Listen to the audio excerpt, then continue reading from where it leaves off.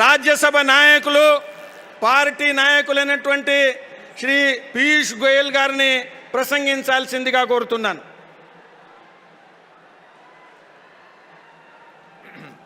भारत माता की, भारत माता की। माननीय राष्ट्रीय अध्यक्ष श्री जगत प्रकाश नड्डा जी, माननीय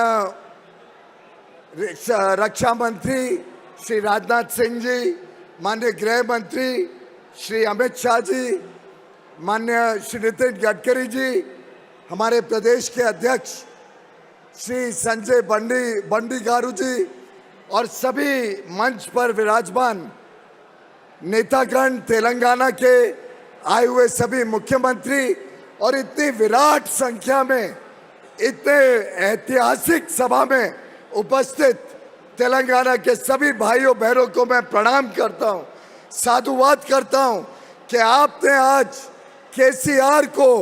केटीआर को एक जवाब देने वाली संख्या में, एक बहुत मुंह तोड़ जवाब देने के लिए इतनी बड़ी संख्या में आज आप सब उपस्थित हुए हैं। गत 8 वर्षों में जिस प्रकार से तेलंगाना में भ्रष्टाचार की सरकार चली, जिस प्रकार से किसानों का अपमान हुआ, जिस प्रकार से रोजगार के अवसर नहीं मिले, इन सब तकलीफों में जो स्थितियां आज तेलंगाना में पैदा हुई हैं, उसके सामने भारतीय जनता पार्टी एकमात्र विकल्प के रूप में आज तेलंगाना के सामने है। और मेरा विश्वास है, हम सभी का विश्वास है कि माननीय प्रधानमंत्री नरेंद्र मोदी जी के नेतृत्व में, उनके मार्गदर्शन में, उनके दिखाए हुए रास्ते पर तेलंगाना में भी अब भारतीय जनता पार्टी की एक बहुत ही कर्तृत्ववान सरकार, एक ऐसी सरकार जो इस प्रदेश में विकास करेगी, एक ऐसी सरकार जो बिना भेदभाव के हर वर्ग का चिंता करते हुए प्रदेश को तेज गति से आगे लेके जाएगी। युवाओं का सम्मान होगा, किसानों के उत्पादन का सम्मान होगा, किसानों को एक अच्छा भविष्य मिलेगा। शिक्षा, स्वास्थ्य, जितने विकास के कार्य प्रधानमंत्री मोदी जी ने देश के कोने कोने तक पहुंचाए हैं, जिससे तेलंगाना वंचित रहा है, उसको पूरा करने का काम अब भारतीय जनता पार्टी की सरकार तेलंगाना में करने आ रही है। जैसा माननीय अमित शाह जी ने कहा, योगी आदित्यनाथ जी ने कहा, अब तेलंगाना के पास एक ही पर्याय है, भारतीय जनता पार्टी की सरकार। अब तेलंगाना ने मन बना लिया है, जनता ने पूरी तरीके से मन बना लिया है। अब बदलाव की आंधी तेलंगाना में गांव-गांव में देखने को मिलती है। हमारे सभी भारतीय जनता पार्टी के जो कार्यकर्ता हैं, उनका जो उत्साह है, जो गांव-गांव में जो दृश्य देखने को मिल रहा है, वो स्पष्ट दिखाता है कि अब तेलंगाना में लोग त्रस्त हो गए, दुखी हो गए, अब और भ्रष्टाचार नहीं सहन कर सकते, अब और परिवारवाद की राजनीति और तुष्टीकरण की राजनीति तेलंगाना में नहीं चलेगी। लोगों को एक अच्छी सरकार चाहिए, लोगों को एक विकास से प्रेरित सरकार चाहिए, लोगों को बिना भेदभाव के हर वर्ग तक विकास पहुंचे ऐसी सरकार चाहिए, लोगों को भ्रष्टाचार मुक्त सरकार चाहिए। और मैं समझता हूं जिस प्रकार से माननीय प्रधानमंत्री नरेंद्र मोदी जी ने देश की सोच बदली, देश में आर्थिक विकास पहुंचाया, देश के कोने कोने तक, चाहे वो बिजली हो, चाहे वो मुफ्त में अनाज हो, चाहे वो शौचालय हो, चाहे वो कुकिंग गैस का कनेक्शन हो, जिस प्रकार से स्वास्थ्य सेवाएं मुफ्त में हर गरीब को मिली, इन सब गरीब कल्याण के कामों को देखते हुए अब तेलंगाना की जनता भी चाहती है कि यहाँ भी मोदी जी के दिखाए हुए रास्ते पे एक अच्छी सरकार आए। तेलंगाना की जनता भी चाहती है कि मोदी जी के नेतृत्व में जो विकास पूरे देश में हो रहा है, जिस प्रकार से पूरे विश्व में भारत की आवाज बुलंद हो रही है, ऐसी सरकार अब तेलंगाना भी लोगों को चाहिए। और मेरा मानना है कि जिस प्रकार से तेलंगाना के लोगों का उत्साह गत 3-4 चुनावों में देखने को मिला, जिस प्रकार से हमारे पूर्व वित्त मंत्री को पूरी सरकार ने कोशिश की हराने की, पूरी तेलंगाना की सरकार जोर लगा गई कि इनको किसी तरीके से हराया जाए, लेकिन प्रधानमंत्री मोदी जी के पार्टी के साथ, प्रधानमंत्री मोदी जी के दिखाए हुए रास्ते पर चलने के लिए जो तेलंगाना ने जो आज अपना मन बना लिया है, उसको देखते हुए जिस प्रकार से आपने चुन के भेजा हमारे छोटे भाई को, मैं समझता हूँ वो एक ट्रेलर था। जिस प्रकार से आपने हैदराबाद की म्यूनसिपैलिटी में 50 सीटें भारतीय जनता पार्टी को दी, एक ऐतिहासिक बढ़त, 4 से बढ़कर सीधा 50 सीटों की बढ़त की। ये सब देखते हुए तेलंगाना में आज केटीआर चिंतित है, दुखी है, डरे हुए हैं। उनको दिख रहा है कि उनकी सरकार हाथ से जा रही है, उनको दिख रहा है कि बदलाव की आंधी आ रही है। आज स्पष्ट होते जा रहा है कि पूरे देश और विदेश में जो डंका भारतीय जनता पार्टी की सरकारों का है, जिस प्रकार से प्रगति पूरे देश में पहुंच रही है। अब आप दृश्य देखिए मंच का, कितने सारे राज्यों में भारतीय जनता पार्टी की सरकार जनता की सेवा में जुटी हुई है, अच्छा काम कर रही है। किस प्रकार से पूरे देश में आज लोगों का विश्वास भारतीय जनता पार्टी के साथ पूरी तरीके से जुड़ा है। ऐसी परिस्थिति में तेलंगाना में भी बदलाव होना स्वाभाविक है और बदलाव के साथ साथ युवाओं को अवसर मिलेगा, नए रोजगार के अवसर आएंगे।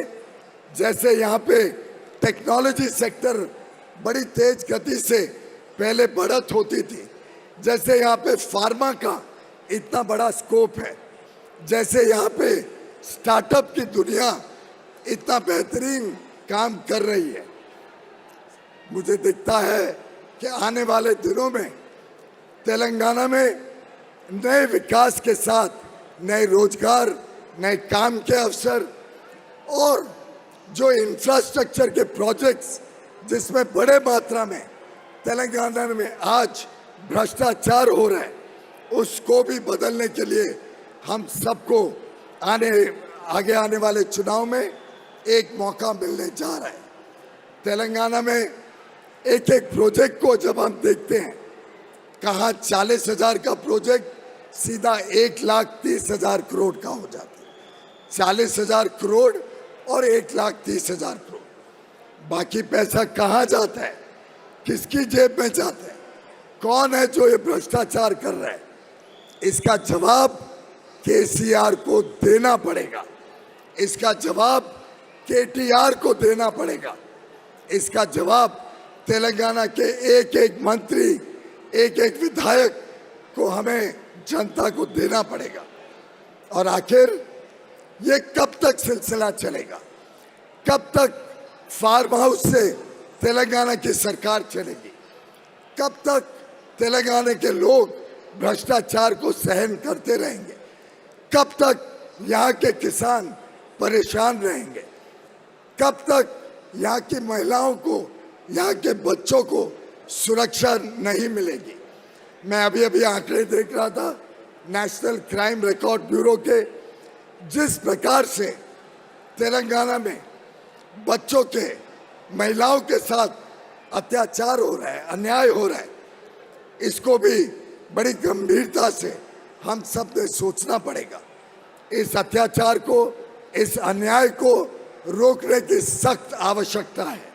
और मैं समझता हूँ आज तेलंगाना की जनता ने मन बना लिया है कि जैसी कानून व्यवस्था उत्तर प्रदेश में है, जैसी कानून व्यवस्था भारतीय जनता पार्टी के अलग अलग राज्यों में है, वैसी कानून व्यवस्था वैसे अमन शांति आज तेलंगाना के लोग भी चाहते हैं। हाल में ही आपने देखा महाराष्ट्र में भी सत्ता का बदलाव हुआ है, सत्ता बदली है। मैं मुंबई से आता हूँ, महाराष्ट्र से आता हूँ। महाराष्ट्र के लोग भी दुखी थे। वहाँ कांग्रेस, एनसीपी और एक उद्धव ठाकरे जी का गठ मिलके एक भ्रष्ट सरकार दे रहा था जो विकास को पूरी तरीके से नष्ट कर रहा था। जनता ने सहन नहीं किया, जनता ने आवाज उठाई और उस आवाज को सुनते हुए वहाँ के विधायकों ने तय किया और वहाँ से सरकार बदली। आज वहाँ पे नए स्पीकर का चुनाव हुआ जिसमें भाजपा के राहुल नार्वेकर जी जीत के आए और कल एकनाथ शिंदे जी के नेतृत्व में, देवेंद्र फडणवीस जी के नेतृत्व में एक अच्छी सरकार, एक विकास से प्रेरित सरकार, प्रधानमंत्री मोदी जी के मार्गदर्शन में चलने वाली सरकार अब महाराष्ट्र में भी आने जा रही है। इसी प्रकार से आने वाले दिनों में अब राष्ट्रपति का चुनाव होने जा रहा है। राष्ट्रपति के चुनाव में भी केसीआर और केटीआर बड़ी बड़ी बातें करते हैं, कहते हैं कि वो भारतीय जनता पार्टी को हराने का काम करेंगे। मैं समझता हूं कि अब आने वाली 18 तारीख को भारतीय जनता पार्टी ने जो एक आदिवासी महिला को राष्ट्रपति के चुनाव में खड़ा किया है, माननीय श्रीमती द्रौपदी मुर्मू जी को, उनको बड़ी मात्रा में विजय करके देश एक बड़ा संदेश आदिवासी भाई बहनों को भी देगा कि अब समाज में जो वंचित हैं, जो पीड़ित हैं, जो शोषित समाज है, उसकी चिंता करने वाली सरकारें, उसकी चिंता करने वाले लोग, उनकी चिंता करने वाले नेतृत्व को प्राथमिकता मिलेगी। और आगे आने वाले दिनों में पहली बार भारत में एक आदिवासी महिला देश की राष्ट्रपति बनेगी।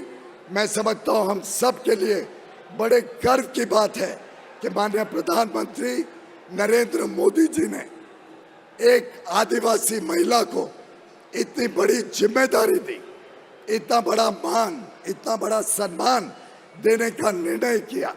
और उसके लिए मैं समझता हूं हम सबको प्रधानमंत्री नरेंद्र मोदी जी का तहे दिल से धन्यवाद करना है, उनका साधुवाद करना है। बहुत बहुत धन्यवाद। పీజీకి ధన్యవాదాలు. ఇప్పుడు ఒక పాటతోటి మోడీ గారికి స్వాగతం పలుకుదాం. కళా బృందం ఏదైతుందో ఫాస్ట్గా పాట ఇచ్చేయాలి. డప్పుల కళా బృందం వాళ్ళు అందరూ కూడా రెడీగా ఉండండి. వారు వచ్చేటప్పుడు స్వాగతం పలకాలి. అందరం కూడా గట్టిగా స్వాగతం పలకాలి. పాట ఒకసారి ఆగండి. అందరం కూడా డ్యాన్స్ మీద ఉన్నాళ్ళు కూడా వాయిద్యాలతోటి స్వాగతం పలకాలి. మోడీ గారు వచ్చారు, పైకి వస్తుర్రు. తెలంగాణ గడ్డ మీద గతంలో దేశంలో ఎక్కడ జరగనటువంటి విధంగా స్వాగతం పలకనటువంటి విధంగా మనందరం కూడా స్వాగతం పలకాలి. పెద్ద ఎత్తున నినాదాలతో మోడీ మోడీ మోడీ అనేటువంటి నినాదాలతోటి బత్తు అందరూ కూడా స్వాగతం పలకాలి. డప్పుల యొక్క కళాకార బృందాలు మీ యొక్క డ్యాన్స్ తోటి మీరు స్వాగతం పలకాలి. భారత్ మాతా కీ, భారత్ మాతా కీ, భారతీయ జనతా పార్టీ, నరేంద్ర మోడీ గారి నాయకత్వం, నరేంద్ర మోడీ గారి నాయకత్వం, భారత్ మాతా కీ. అచ్చా సోదరులారా, కళా బృందాలు అదేవిధంగా అక్కడ ఉన్నటువంటి కళాకారులు కూడా మన స్వాగత డ్యాన్స్ తోటి మీరందరూ కూడా వాయిద్యాలతోటి స్వాగతం పలకండి. డప్పు కళాకారులు కూడా మీ యొక్క డ్యాన్స్ తోటి మీరు స్వాగతం పలకండి. భారత్ మాతా కీ, భారత్ మాతా కీ, జై జై మాతా, జై జై మాతా, జై శ్రీరామ్, జై శ్రీరామ్, జిందాబాద్ జిందాబాద్ అంటే మోడీజీ జిందాబాద్, జిందాబాద్ జిందాబాద్, జిందాబాద్ జిందాబాద్, జిందాబాద్ జిందాబాద్. భారత్ మాతా కీ. స్వాగతం స్వాగతం అంటే మోడీజీ స్వాగతం, స్వాగతం స్వాగతం, స్వాగతం స్వాగతం, స్వాగతం స్వాగతం, స్వాగతం స్వాగతం మోడీజీ స్వాగతం, స్వాగతం స్వాగతం. భారత్ మాతా కీ, భారత్ మాతా కీ. మన యువమోర్చా కార్యకర్తలు, నాయకులు, అదేవిధంగా వాలంటీర్స్ మోడీ గారికి మనం ఒకసారి